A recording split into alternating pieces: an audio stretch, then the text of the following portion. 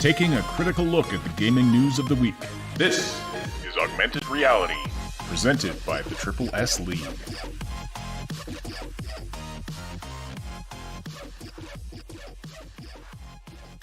Hey everybody, welcome to the show for Wednesday, January 13th, 2021. Hope everybody's having a great time out there. Hope you're having a great start to the new year. This is our second show of the year. No, third. I just wasn't there for the second one. Great to have you all with us. Great to see a few of you already active in the live chat. Hope that a few more trickle in as we go. Got some interesting stuff to talk about today.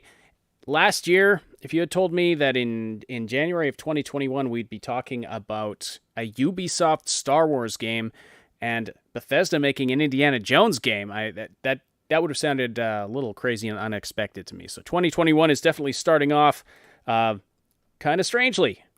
But this is where we're at, plus a little bit of Cyberpunk news, and it's also a call-in show today. So if you want to comment on any of the topics we're talking about, head over to the waiting room on our Discord server and follow the instructions there to get queued up. We will take 4 calls minimum today. I can't guarantee we can go past that just due to time restrictions. It depends how long it takes us to get through the first part of the show here, where we're going to discuss the news, and then the call-in portion will happen later on in the show near the end.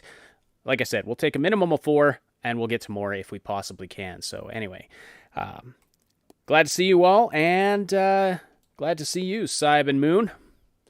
Yes, welcome hello. to the show. I say welcome as if it's not your show. How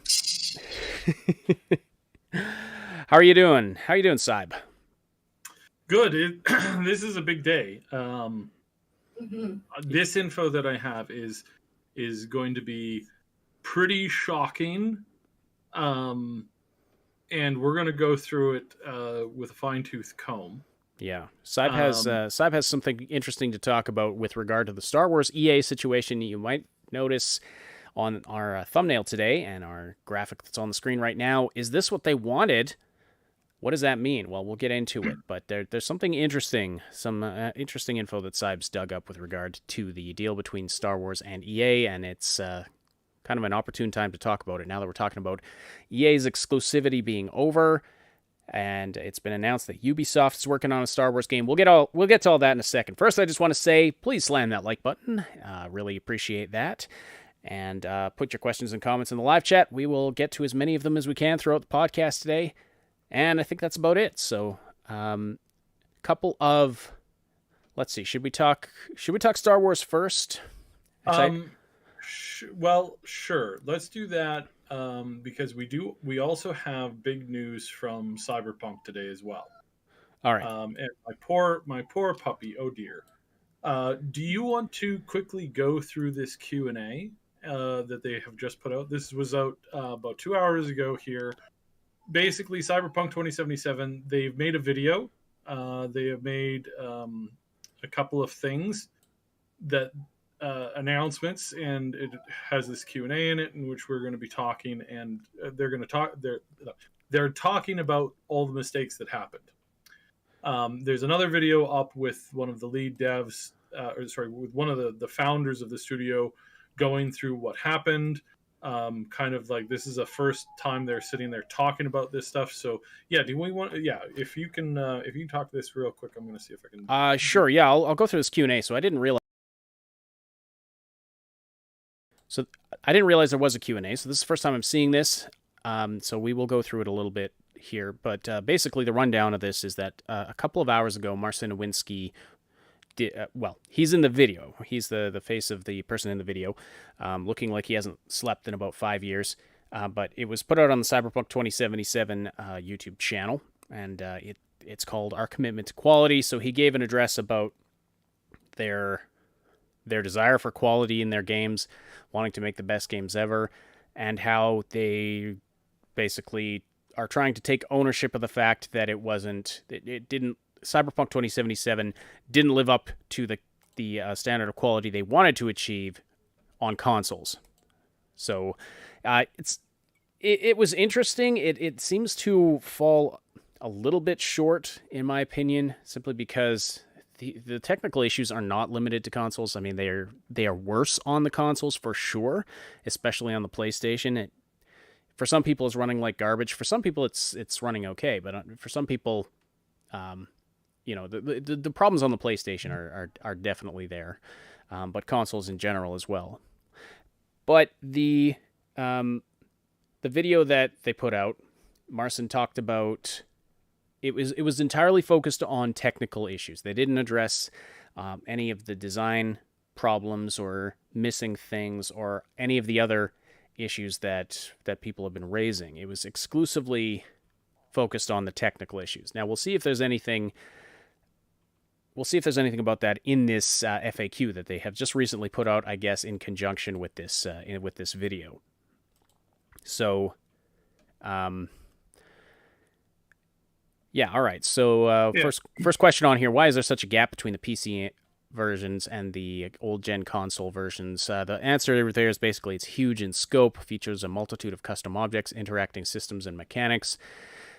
Basically, I'll just give you the Coles Notes version based on what Marcin Iwinski said in the video, and that is that this is what I actually predicted, that they, or not predicted, but this is what I thought had happened, and it turns out, and that's being confirmed now, unless of course he's just full on lying right now. But basically, my thought was they thought they were going to hit the mark with the consoles, with the older generation consoles, and they didn't.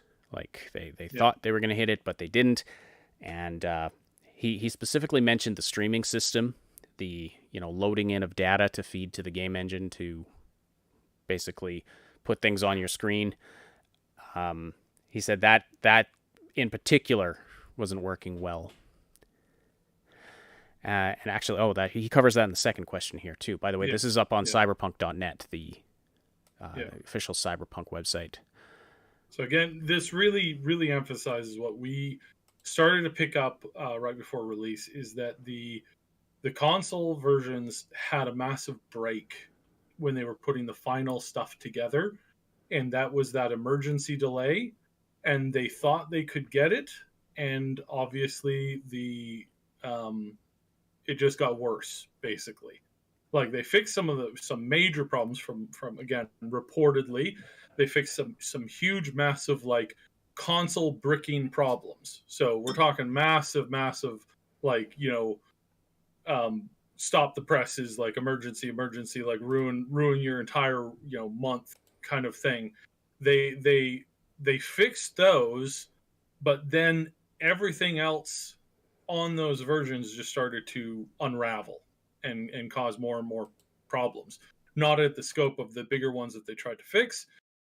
Again, that's really what we've been hearing kind of constantly. So yeah, all right. I'm just going to skim the rest of this here.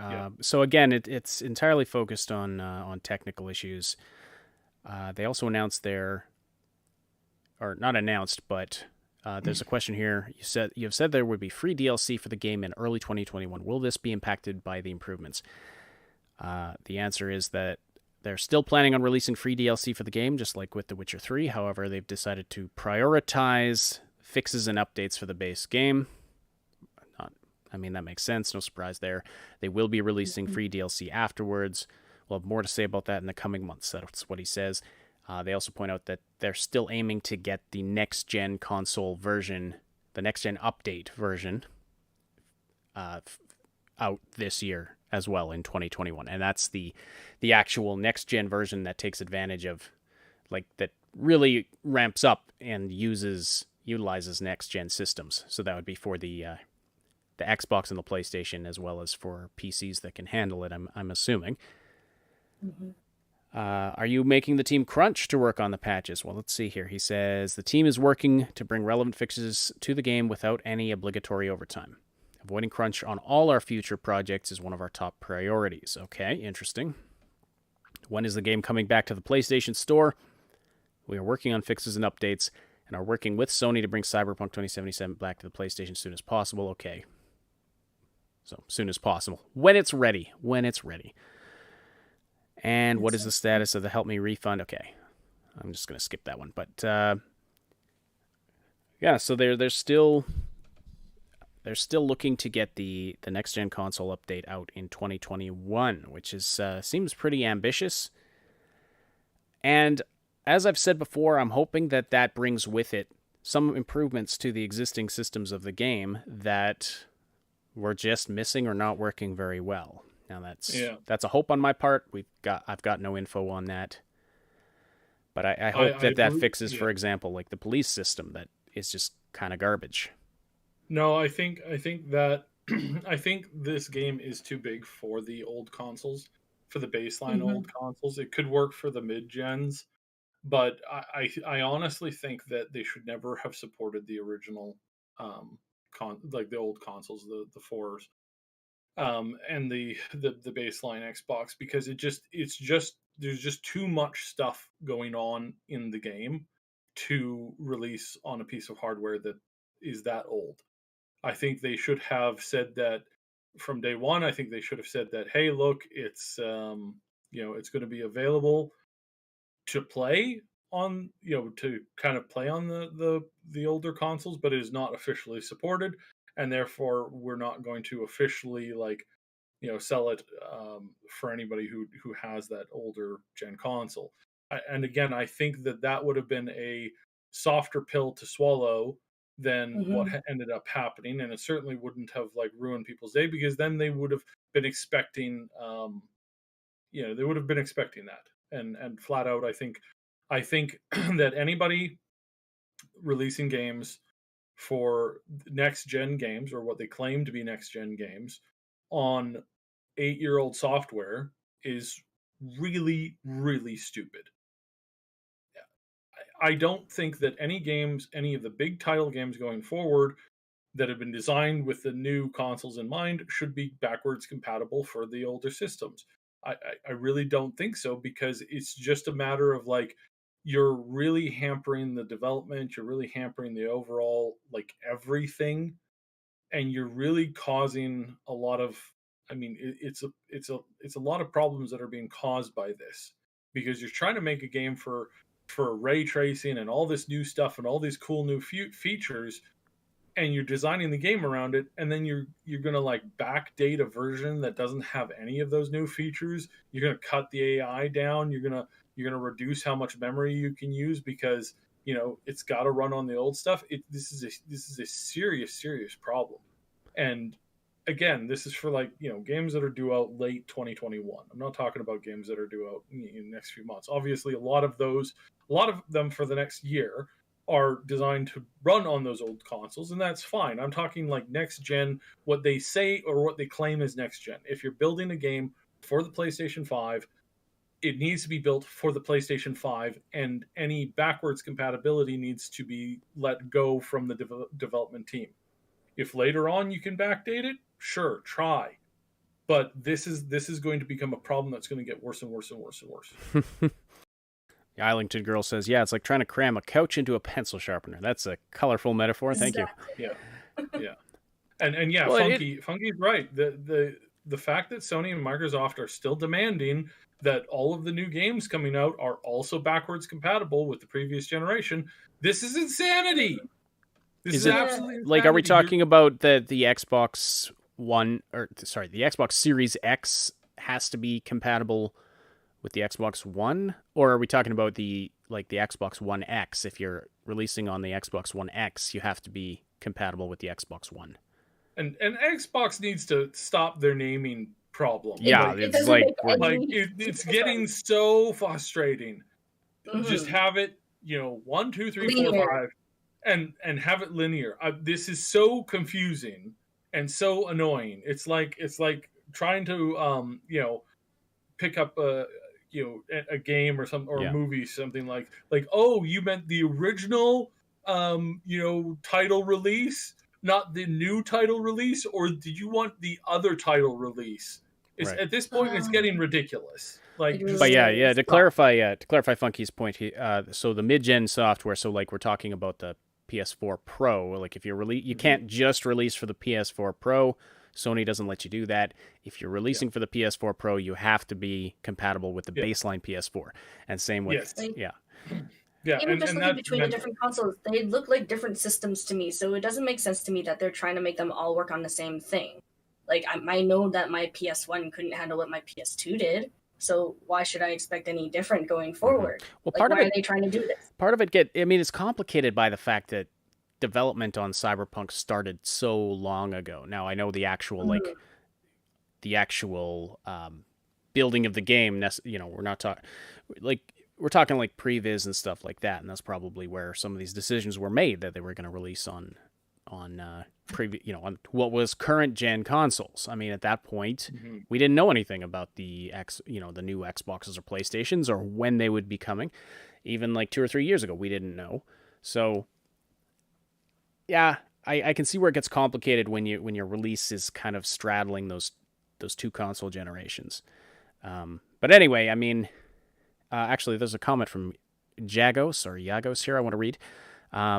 It says, Devil's Advocate, should we expect a quality game when games such as God of War came out on the PS4? Or should we be looking at this as outdated due to what CDPR truly wanted to do on the PC? Well, I think that it's about the scope of the game. It's about what the game is trying to be. Like Saib said, this was trying to be a next-generation game that was running on previous generation consoles. And going forward, this is the problems that I have. There's a lot of games that have been under development that they're working on it, and they're making what is essentially a next gen like game.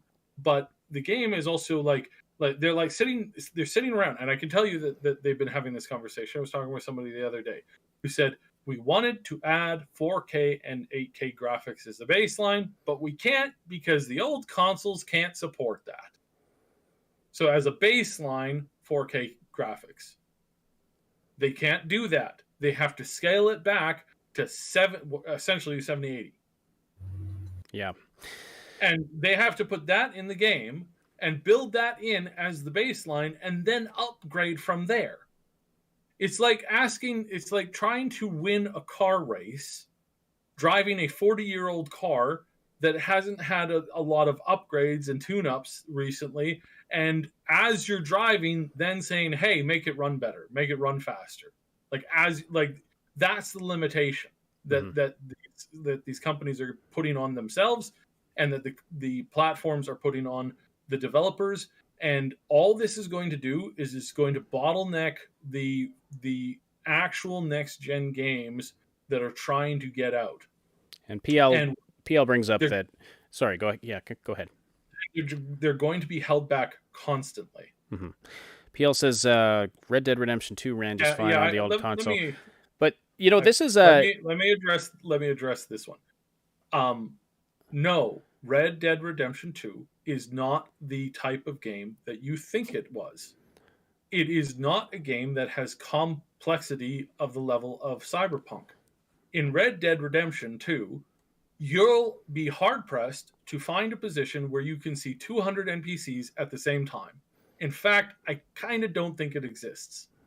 You'd be hard-pressed to find 100 NPCs on screen at a time. You'd be hard-pressed to find 50. There's areas in the game that have a lot of stuff like this, but it's also a really wide open game. Same thing with Horizon Zero Dawn. These are open, wide zoned areas. If you go 30 seconds in one direction, you're not forcing the game to load the stuff that was behind you 30 seconds ago. It's not the same here. We have a stacked vertical city with tight stuff. Maybe this was their mistake. Maybe we couldn't build around this. I don't know. But Red Dead Redemption has a very flat, planar system in which small amounts of activity happen in separated and segmented areas apart from other stuff. You're not likely to run into a train, a town, and a quest for a giant bear in the same 20-foot radius. Now, of course, the trains go through the towns and stuff, but you're not going to have the quests going on there at the same time as stuff going on outside there, plus all this other stuff. It's just not the same. And yeah, and you could take this into that when you get out to the wildlands in Cyberpunk, when you get out of the wasteland area and you're driving around there, things run so much better. So much better, because you're not loading up so much stuff at the same time. It's a difference of of loading. It's two completely different styles of games with two completely different loadout systems of which is required to make the games run. It is completely different. All right. And I mean, it's not the same. It's just not. It's yes, not to say that RDR2 isn't fantastic. But I agree that it's just not on the same level, technically speaking. But anyway, we've got to let this go for the time being. I mean, if anyone wants to comment on this a bit later when we start taking calls, there's lots of room in the queue. Check out the waiting room on our Discord channel there, and follow those instructions. So. And it's not to say that they didn't make any mistakes. Obviously, they made a ton of them. Well, granted, yeah, absolutely, and I think we've hashed that. We've already talked about this for too long. Yeah, we've harped that. So, all right. Bethesda announced an Indiana Jones game. This is going to be made by Machine Games, which is actually not Bethesda Softworks. It is it's a sister studio to Bethesda Softworks. It is the studio who built all of the recent Wolfenstein games. And Todd Howard doesn't work there, technically, but he is going to be the executive producer on this new Indiana Jones game. So that's very interesting. Yeah, Machine Games and Bethesda Softworks are both... they're both subsidiaries of ZeniMax. Yeah. So, this should be interesting. Let me quickly. I'm going to try and hit this as fast as I can. So, this is big news. This is huge news. This also proves again that what I've been saying over the last few months has been 100% correct. Todd Howard was limited in his roles recently due to ZeniMax overreaching their controls and trying to dictate things and trying to force them to become more profitable, pump out games faster, monetize them with microtransactions, this kind of stuff. Todd has always been against this kind of stuff. He wants to tell a proper story. When Oblivion was going on, he was kind of like the head man in charge, but he wasn't in charge of pretty much everything. Then Fallout 3 came out. He was in charge of more of that, but still was hampered by certain things that he couldn't necessarily control 100%. The game that he had the most control over and had the most freedom to do what he wanted with was Skyrim. So Skyrim's your benchmark for basically like what Todd does when he's in charge of a studio and when he's in charge of a project.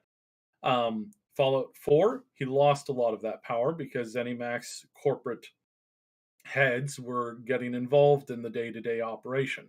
And then 76, they basically took over and ran the entire table. And when certain people at the company got really antsy, they were told, well, they can quit or they can shut up. And that was their option. And they chose to basically let those people in charge take the fall for all the stuff. Now, when everything went sideways, they showed up and basically pointed the finger at Todd and Pete and a couple other people and said, you guys take the fall on this. So, like it, whether or not, and we've had lots of discussion on whether that was an appropriate idea to do, we are going to see with this Indiana Jones game, I think we're going to see a lot better content. I think that's probably going to end up being the best game out of this particular studio. And I have good reason to hope that that's going to be a good thing. So fingers crossed. Todd has more power at these studios than he has ever had before. And it is because of the Microsoft buyout and it is because of the failures with 76 that he basically was able to walk in and say, this is mine now. I am now running the table on this stuff and I am now in charge. So see where that goes from there, right? We'll see what happens with that. We'll see what ends up tweaking and what we end up getting in the long run with that. So fingers crossed it's good. Well, it could very well be good. I find a couple of things interesting about this. For one thing, it is being developed by Machine Games, which does they do shooters. They do frenetic first-person, heavily action-based shooters, like the Wolfenstein games, and they also did one of the expansions for one of the Quake games. So I wonder, is that studio trying to move into a different direction? Is it going to be more of an action adventure? Is it going to be third person? What's it going to be? It seems like this is Indiana Jones. Seems like it lends itself to more of a third person action adventure perspective, like Tomb Raider, rather than a first person like Wolfenstein. So that'll be interesting. But I also find it interesting. This does mean that we do have the possibility that this is a first-person game. But we know that the third-person system within Bethesda's current engine has been completely redesigned from what we've been hearing. Again, yes, no but what engine, that, like, what we've been hearing. I don't think Machine Games has been on. using the same engine as Bethesda Softworks. Like, we might have to check into that. I don't think the Wolfenstein games were built in the engine that they used for Skyrim and. I don't think so. So I think that's ID Tech 6. Was that one? So yeah. Dorian. So. Anyway, the other thing that's really interesting about this is that, like as I said, Todd Howard is employed by Bethesda Game Studios, and he is, director and executive producer there. But he's being brought over to Machine Games, a sister studio, to work on this. So this is it's interesting. I don't know how common this is, but I wonder if under the Microsoft banner they're kind of blending these companies a little more, or if this they're giving Todd more creative control, and this is something that he's gotten as soon as Microsoft finalized this. Basically, this is what's going on here. Todd is now in control, and he's in control, and he is now the de facto head of the Bethesda wing of studios that were bought out by Microsoft. So he is now the guy in charge of basically all stuff going forward, giving yes, nos, and probably setting up a fair amount of the leadership at these studios going forward. I would think maybe that might be a thing. So this is huge. As far as whether or not they will switch to the creation engine, ID Tech 6 is like, I mean, I don't know what to say about it. It's a platform. It's really good at what it does. It, like the gameplay in the Wolfenstein games is I've thoroughly enjoyed. So. Is that the same that they used for Doom Eternal? I believe it's that, or it's like an offshoot tech that was behind it. And now they're up to like ID Tech 7 now, and ID Tech 7 was what they made. Pretty sure what they made. Actually, I'm not sure. I'm pretty sure it's what they made Doom out of. Anyway, because Doom's gameplay was fantastic too. So whatever engine they're using for those games is fantastic it's fantastic for those crazy frenetic first person shooters. So unless they're planning to make an indie game like that, I feel like they're either going to have to really modify the engine or use a different engine, or maybe it's capable of more than what they've been using it for. Who knows? Anyway, this could be interesting. It could be great. It could be, as with anything, it could be awful. And especially when you get these licensed products, you never know what you're getting. As for the sort of the premise of this, it's going to be a standalone adventure starring the legendary archaeologist. It'll tell a wholly original tale set at the height of Indy's career. And it's going to be a while before we hear anything about it. That's the other thing they said. Yeah. So yes, this is following basically. So this is going to kick into the next story about Star Wars and the fact that we're getting a Star Wars game by Ubisoft. What is going on here? Why is LucasArts suddenly deciding, hey, right now is a great time to do this? What's going on? Yeah. What's going on is they're broke. So Wired. Disney is broke. LucasArts is bleeding every day. There's a lot of very big problems going on multiple levels. There is a lot of stuff to sweat over, and it's getting worse by the day. And if this year is anything like last year, we're talking like there's going to be like red sirens going on at Disney in a year from now if things do not improve drastically for them. Right now, they've taken on an enormous amount of debt. They have depleted their cash reserves. They are not having hardly any income coming in from their parks. The movies have hit an all-time low and an all-time lull that corresponded with the giant dip in their content. We're now getting that second wave of Marvel movies, but there's a lot of problems happening all at once. And just a few years ago, they dumped it's like $8 billion worth of just stuff, investments, plans, content, games, movies, everything they had been working on for so long, and they just threw it out the window because it's just faster to rebuild it. Now they're kind of hurting. Now they're kind of wishing that they hadn't done any of that, because now they need the money. And on top of their poor choices when it comes to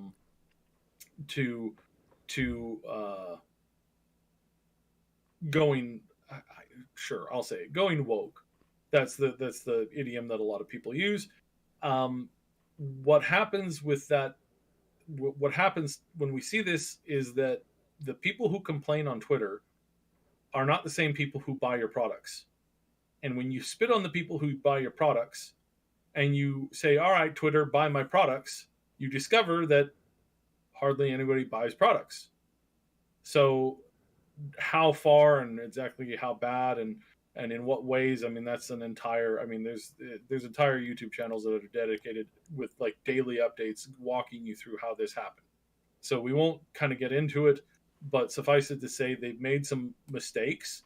They've ignored fans and franchises and concepts and things, and they threw all of their extended lore for Star Wars into a wood chipper, and then they complained that they didn't have any what was the term? They didn't have any existing lore with which to draw on.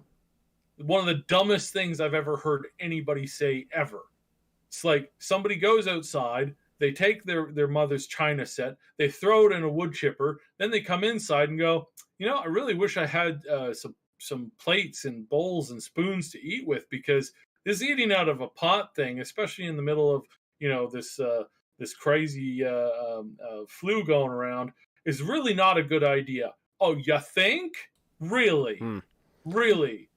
And I feel like a madman sitting in the corner of the room looking at the person going, you think that was a bad idea? Really? You think that just, I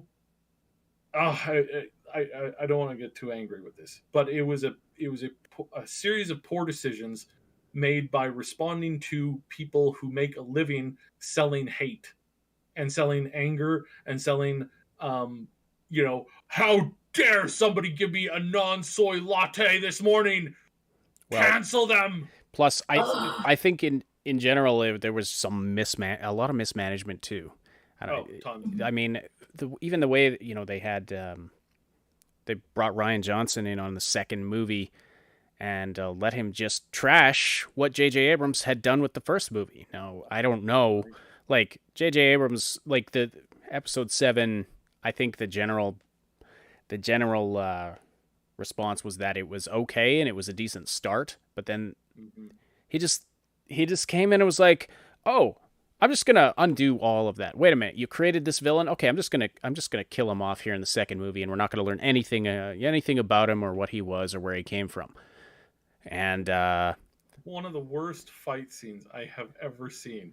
A guy hits himself in his head with his own nothing. Like he just like. Wait, what are we talking about? I was talking about Snoke. Yeah, there's the fight scene in Snoke's room. Yeah, where one of the guys hits himself in the head with nothing. It's just a poorly choreographed scene. Well, I didn't notice that part because to a missed attack. It's you slow it down and you go like frame by frame by frame. You just see that they needed like another like 2 or 3 weeks of like perfecting that fight scene, and they probably needed to add a cut or two into it. Well, I think it's okay, but that really has nothing to do with what I'm talking about. It's just all this build up from episode 7 was just thrown out the window, and then it was like they panicked and brought Abrams back for the third movie and was like, please fix this for us. And so he tried to take all of these severed strings and tie them into a cohesive narrative. It's like, oh, it turns out Snoke is like a clone of Palpatine somehow in some way, even though he doesn't look like him at all. And it was so frustrating and stupid. It was just so poorly managed. It was like they didn't care. It was a cash cow for them.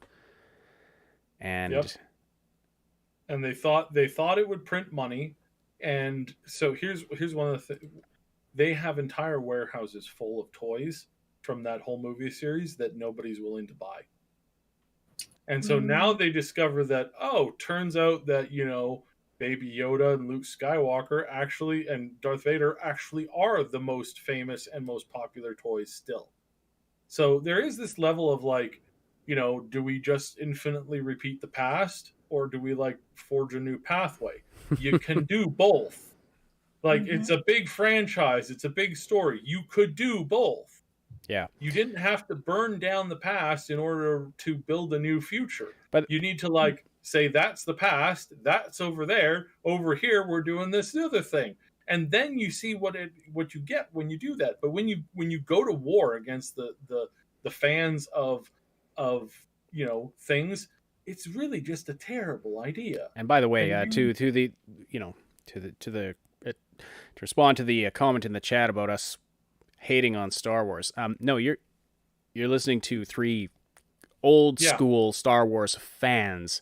Mara Jade, Kyle Katarn. We don't like what that somebody butchered something that we absolutely love. That's the point of this. But anyway, let's talk about what's going on now with Ubisoft. So EA had they had alluded to the fact that they had something like a 10-year exclusivity deal for doing Star Wars games. It's not been 10 years yet, at least it doesn't seem like it. Now, we don't know exactly when this was signed, or if it was exactly 10 years, or what that entailed. Maybe it was like 10 years of releases, and but Disney can contract another studio to start developing another game before that expires. We don't really know any of those details, but it came out today that Ubisoft. It's probably a good bet that if you are having your cars made at a factory and you're saying you're making the cars at this factory for 10 years, that you're not going to wait until the day expires, that you're going to then start to build a new car factory. Like, obviously, other companies could start working on the IP if it was planned to be released after that exclusivity deal ran out. Like, that's pretty obvious from most formats. And again, we're not 100% certain of how exactly that's spread, or how exactly it was written, but that's a logical thought. And I'm pretty sure nobody's stupid enough to create a deal where it's like, all right, in a world where you need like 2, 3, 4, 5 years at a time to work on projects, that you're going to handicap yourself by having 5 years of not having any games out whatsoever. Yeah, no. Unless, of course, you're EA, right? I also want to say thank you, Max Darat, for the super chat. So it went from EA to Diet EA. GG. Yeah. Thank you, Max. And yeah, what Max is referring to there is the fact that it was announced today, I believe, that Ubisoft is going to be publishing a Star Wars game. Now, this isn't going to be coming out for a while. It's still in very, very early development. Actually, they're still recruiting for it. It's going to be head up by Julian, how do you say that, Garretti? He was the director of The Division 2 and The Crew. He's going to be the creative director of this new Star Wars game. It's going to use Massive's Snowdrop engine. We don't know any of the details, but this kind of screams like it's going to be a multiplayer looter shooter.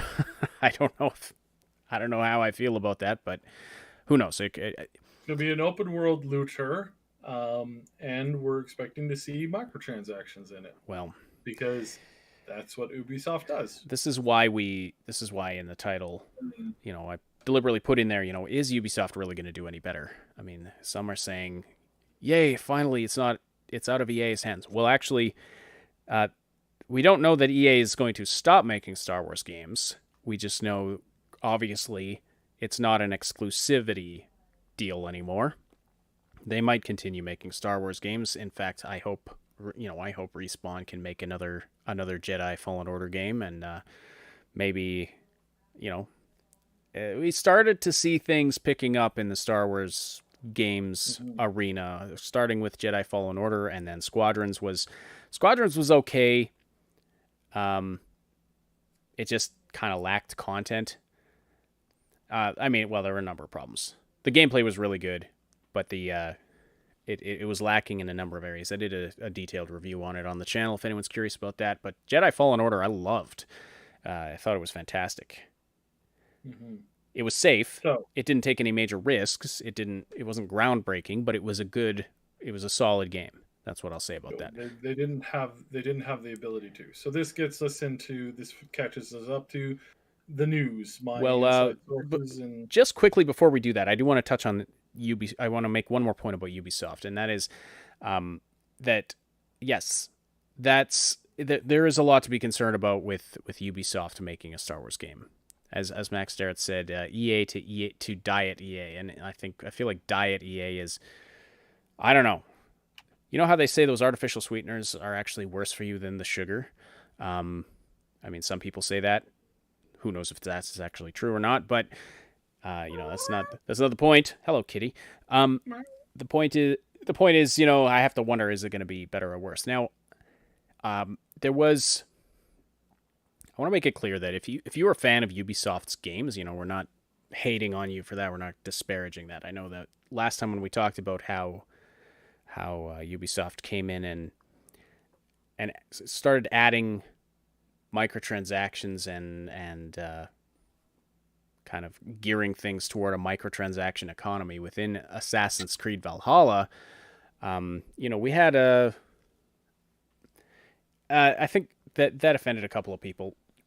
If you like Assassin's Creed Valhalla, if you like those games, it's not to say those are bad games. It's not to say that Ubisoft can't make a good game. It's that they take a good game and then they butcher it with this corporate greed crap. That's the problem. And we would say that about any company. I think overall the writing for Assassin's Creed has been pretty decent as far as like game worlds go. It's actually probably pretty up there. It's interesting. They have some interesting takes on stuff, and they do a good job with the game. The problem is the microtransactions and how they come in, create a problem, and then sell you the solution. And we're not for that in any category, because oftentimes it's a dumb thing. Like in 76, they created a dumb problem and then sold you a cheap solution that wasn't even worth the purchase price. Yeah. Like it wasn't even worth it. It was not just bad in one way. It was bad in multiple ways over. It's like, and that's what we keep seeing with these games. And Ubisoft isn't the only people who come in, create a problem, and then offer you to sell you the solution to it. And my phone games are terrible with this, where they say, oh, look, we have a special event out right now, and it's part of a battle pass, and you got to pay the battle pass to get tiers of it. But you do the math, and it's like the event is going on for like 20 days, and you can only do so much a day for 20 days. And then if you do everything on those 20 days, you're still just short of like being able to get that thing. Or if you miss just one day, you're screwed. But then comes the solution. Pay us $20 and you can skip ahead. It's so easy. Just pay us $20. It's just $20. It's like, it's ridiculous. And another game was ruined by their greed. The game is an $80 game, and their first DLC pack is $80, and and it Oof. includes 6 skins, and that's it. Wow. 6 weapon skins. It's like 6 or I think it's 11 skins, but it's like a skin for the rifle, the assault rifle, and then the alternative fire assault rifle. So it's the same rifle. It's just like slight changes to it, right? So I don't think that's really. I don't think you can say that's an actual like. Yeah, well, Like that's not really changing the graphics. It's the same rifle, just 3 different, slightly different ways, or 3 different barrels on it. It's like it's ridiculous. $80 for that stuff. This is the problem that we have with these companies. This is the problem why their greed is killing them. If you could just offer offer 20 different vehicle skins, 20 different vehicle skins, 100 different skins for weapons. I mean, it's not hard to make this stuff. Like, I got to read this comment from the Islington girl here. The new game will be called Greedo. I need that. I need that badoom sound or something. Anyway, let's get on to what this news that Cyb has here, because apparently, despite what looks like a horrible track record of EA making Star Wars games, apparently EA is very happy with their with the outcome of their contract. What is that about, Cyb? So this is the big news. Talk to somebody, contact, and they said basically corporate is really happy. Corporate's been happy with the overall direction of Star Wars for a really long time now. They have really been happy with everything that's been going on. And I said, really? How's that possible? Well, because it played out exactly like they wanted it to. Do you know what was one of the biggest competitors to EA's Battlefield series? Candy Crush?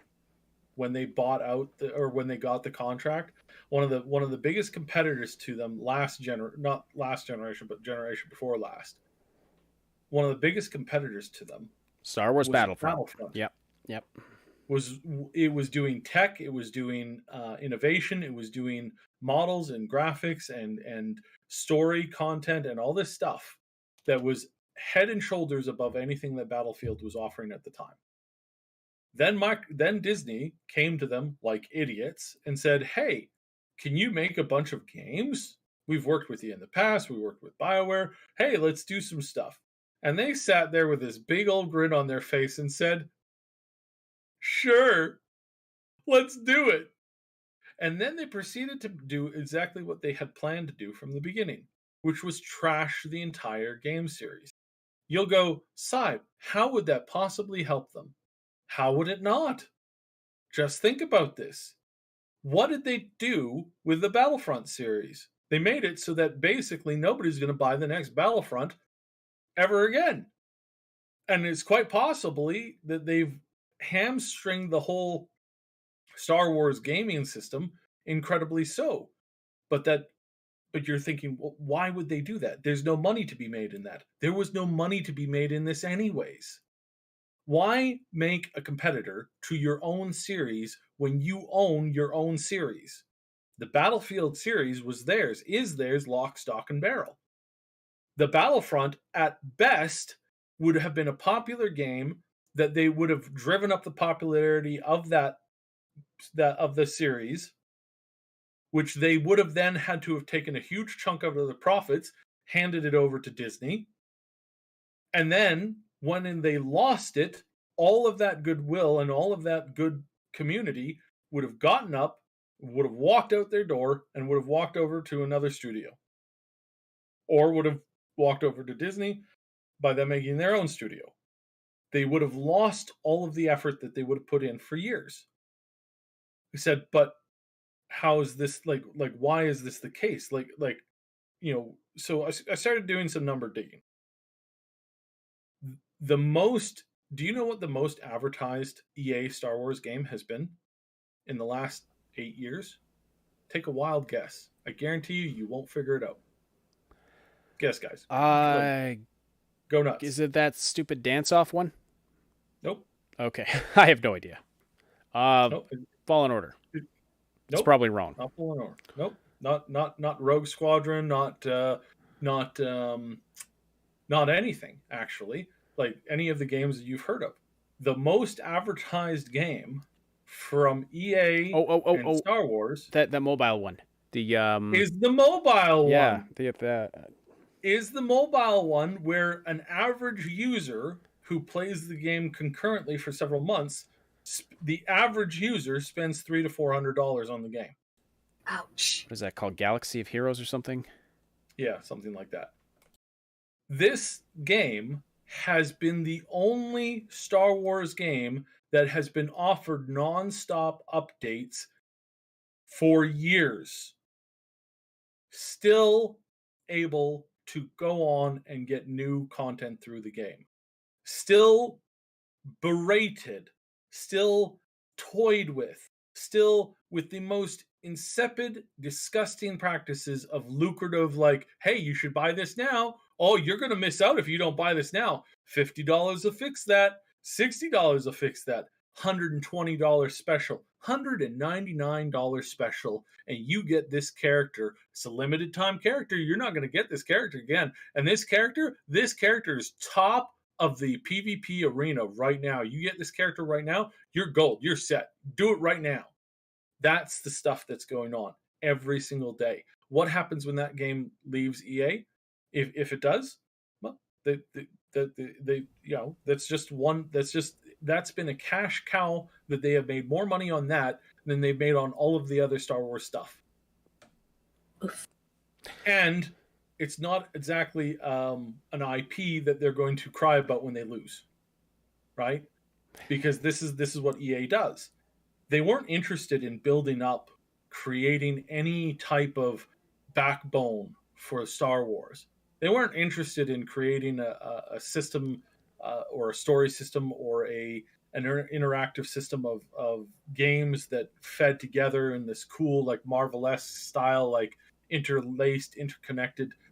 They weren't interested in any of that. They were interested in ruining as much of their competition as possible. The equivalent of what this is a fast food chain going to another fast food chain and saying, hey, we've decided that this is just way too much stress. We're not good at this at all. Can you take our chain over for like the next 10 years? And the guy behind the desk going, huh, these idiots, these fools. Yes, I'll take your thing over. And then they proceed to offer poorer and poorer food choices, poorer and poorer service. They make it so you can't use the washrooms there. When you can, there's like some homeless guy in there, and it's just a mess. It's disgusting. You every time you go there, your order's messed up. They hire the most incompetent people to run everything, and then by the time you come back and retake over your original fast food business, you've discovered that basically everything has been closed down.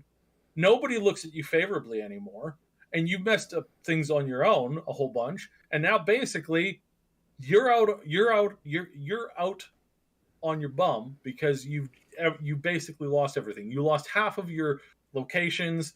Most of your best locations were sold to another company or taken over by the guy who was supposed to be running your locations. Right. So, I mean, so they are ecstatic at how things turned out. They made a lot of money, a ton of money off of things that aren't going to compete for them in the game space anymore, that they think.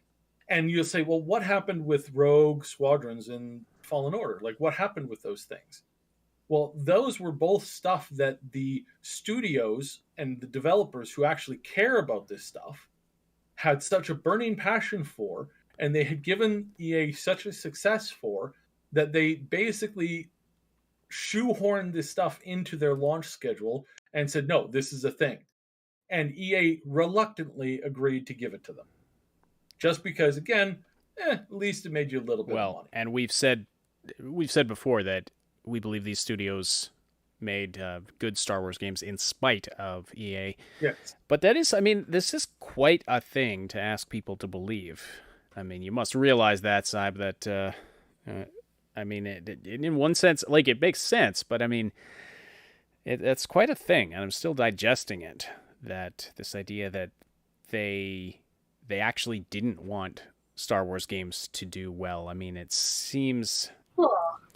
honestly, with like some of the current tensions in the world, it's very part and parcel of the whole cancel culture, but like on a much longer term scale. Well, Very nefarious. I mean, I don't know. I don't have your sources, and I'm not saying it. I disbelieve it. It's just kind of one of those things that's hard to chew on. because It's like, you'd what? have to believe that humans are basically scum to believe that somebody would actually go out of their way to intentionally ruin their competition, their future competition, in a high stakes game of poker. Well, what? No, what's harder to no, I can believe that people are that scummy. I can believe that EA is that scummy.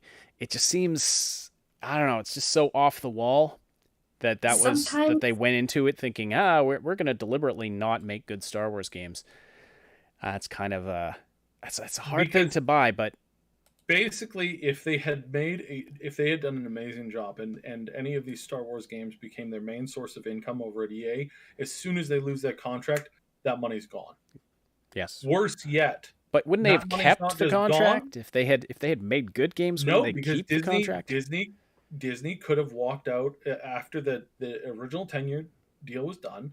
Disney could turn around and walk out of that partnership at any minute. They already did it with the previous studios that were working on 1313 when EA got the contract immediately. And then on top of that, that game was a big competitor to EA for some of the games that they were putting out that year. And that game was just gone from the ether, just Thanos out of existence.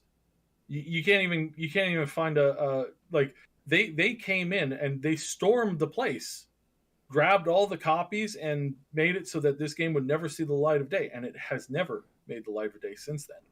All right. Now, if Disney was willing to do that to a game that they had to pay all those development costs out of, it was a $250 million game. $250 million had gone into that thing. All of like everything, the development, the process, the studios, the hiring, the all the advertisements that were starting to ramp up. Those were all deals that Disney walked in, basically burnt this, like lit a fire, burnt it all to ashes, and then walked out and said, "Yeah, we're gonna get EA to do it." And then EA never did it. They never created something that was comparable to it. And you remember the graphics from it. The graphics were nearly as comparable to Fallen Order when it came out. So not only did we lose a game that was years ahead of its time, we lost an entire series that and an entire tie into a major character that has only recently been discovered that, oh yeah, people actually really like this character from this series. Boba Fett, if you were wondering, obviously. But it's like that is what we saw. That is what EA did. And again, I can't say for certain 100% that this is exactly what that. I don't know if they had a meeting where they said, okay, we're going to screw them over. I can't say that because the contact's not that high, but he can say that yes, people are very happy with this inside the studio. Everything has gone great for them, and now they're basically ahead of pretty much everything. Like everywhere they were, they're now ahead of. So, all right. We have that's big. I mean, that is big, and it's definitely big that that now we've got other companies working on Star Wars games. Although I have to question their choice of going with Ubisoft, but we'll see. All right, we've got one caller waiting in our queue here, so we'll get to Wooly Ram right away. If you want to drag him into the room there, Wooly Ram, Wooly? you are on the show. Welcome. And you're currently muted, so okay. Oh, he's back. There we go. How you doing tonight? Can you hear me? Yeah, now we we can hear can you. hear you now. Excellent. So actually, just before I rant about, can you hear me again? Yep, we can hear you. We can hear you. Got to keep it You're short good to though, go. because we've only got a couple more minutes. Yeah. But go ahead. So I just wanted to bring sort of sideline corroboration. Why am I hearing double? Does someone have the speakers instead of the headphones? Yep. Nope, that's on your end. You're probably listening to yourself in the audio. Oh. Mute the video. Yeah, I need to mute the stream. There we go. Yes, there you go. Okay. So first, just to give a sort of sideline corroboration to what Saib was saying. First, EA did something of a similar scumminess level to Respawn before they bought them. They released their game Titanfall 1. They basically shoved it between, I think it was one, so this or that COD blobs and their own battlefield, and gave it no publicity. So, and they did this to tank the price of Respawn and buy it for cheap. And in the hardware universe, NVIDIA is well known for making, black box solutions that will degrade performance on AMD solutions simply to make AMD cards look worse. So this sort of nefarious behavior is rampant. All right, very good point. Very good point.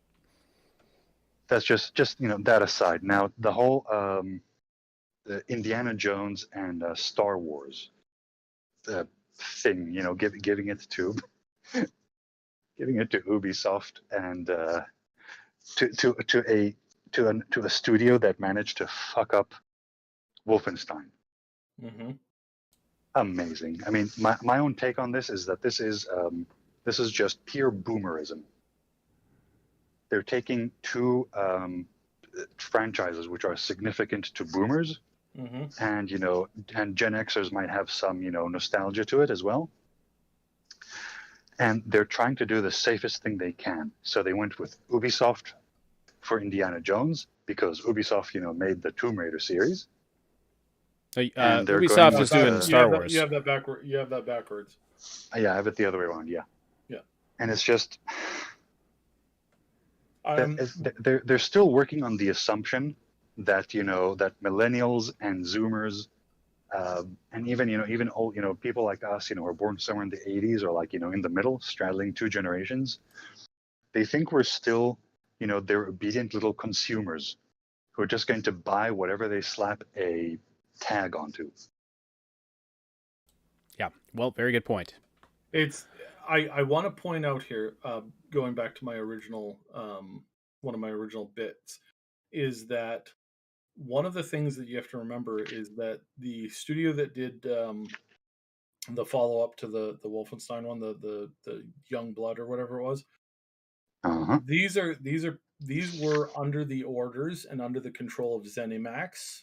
This was a going in a different direction from the previous game and was being fed info that was incorrect by particular analysts who I know who do a terrible job at what they do.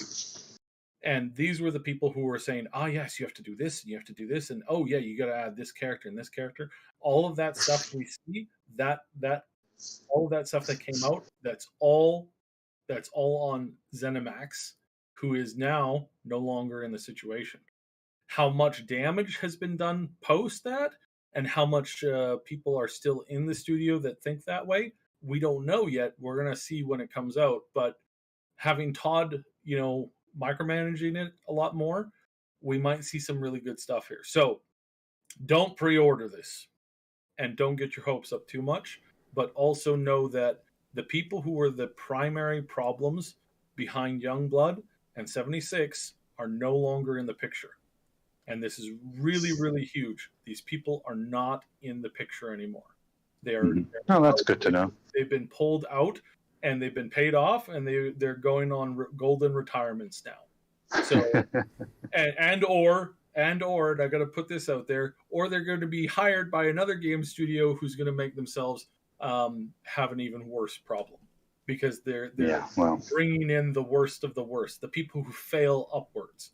And so this is. I'm just wondering, it feels almost like a sort of like a fitting capstone for the death of Star Wars, to become a Ubi shit game. Yeah, we'll see. I expect to hear that we over the next year we'll probably hear about another 3 to 4 new Star Wars projects with other studios, because the smart thing to do would be to make several studios compete for this. And make several studios fight over having the best Star Wars game. And those people who do that get more favor from Disney. But Disney can't sit on their laurels anymore. They have got to make as much money as they possibly can from as many different places as they can, because they are about to hit a wall here, a financial wall that could see them being forced to sell off major things that they own. Like, we're talking, God willing, they go bankrupt and end up in a ditch somewhere. Yeah, we're talking entire IPs, entire studios, entire parks, entire characters and lineups.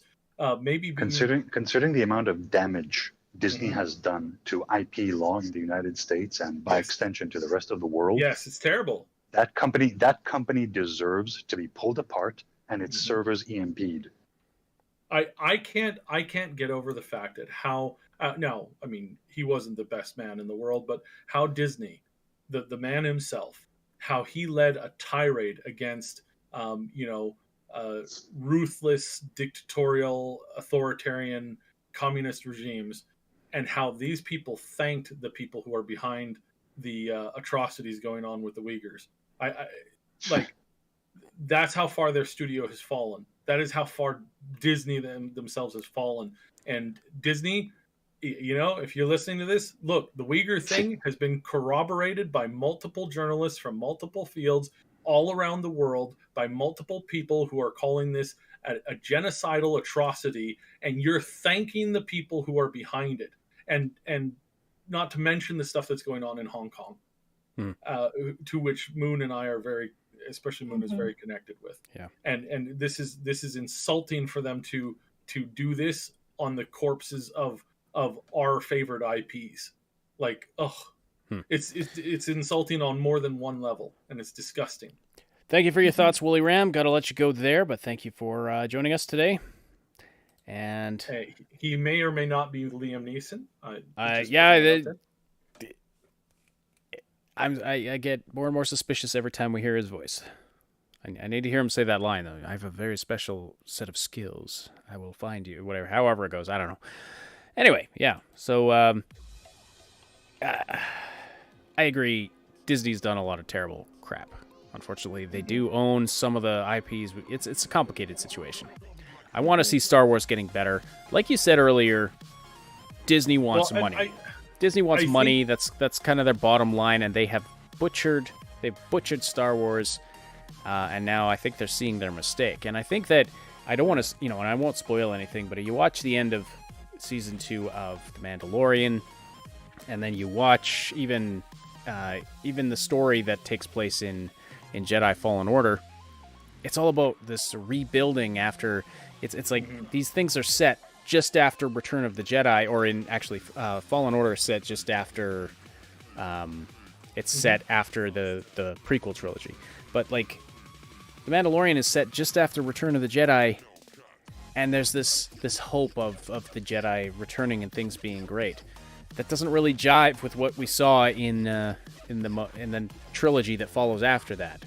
So what are they going to do in the It's either completely pointless, like just like, why are you even getting our hopes up that things are going to get better in this universe, or it doesn't make sense. So maybe I'm starting to believe some of these rumors that the J.J. Abrams and Rian Johnson and Kathleen Kennedy trilogy of movies might get retconned out of existence. I'm starting to appreciate some of those rumors and think they might come true because they realized they screwed up just that much. Got to wrap up the show for today. Thank you so much, everybody, for listening in. Thank you for all of the comments in the live chat. And please do slam that like button before you leave if you haven't yet. And if you want to carry on the conversation, join our Discord server. You can talk to Cyb there, and Moon. I think it sounds like Cyb has a lot more to say. Unfortunately, we're out of time. And Moon's been quiet, but probably because we haven't shut up. But anyway, thank you for being there behind the scenes and coordinating things for social media and all of that. Moon, we really appreciate you. The show has just run so much more smoothly since she came on board, so it's fantastic. All right. And except for Saturday, we're really sorry about that. We burnt down the studio. It was fun. When I step away for one day and everything's on fire when I get back. But anyway, special thank you to our Patreon supporters and channel members who help to make this content possible are Big Damn Heroes on Patreon, Robin, Shua82, Timebean, Schoolaman, Lady Reaver, Dreco Den, Niv, Too Tall, 12, and Atomic Stew. Wow, I can't believe how big that list is getting. And then our channel members on YouTube, Jer Schultz, Game Notes, Night City Punk, and Terror K. Thank you all so much. Once again, this is a production of the Triple S League. Check out our YouTube channel for game guides, reviews, comedy, news updates, tons more quality gaming content.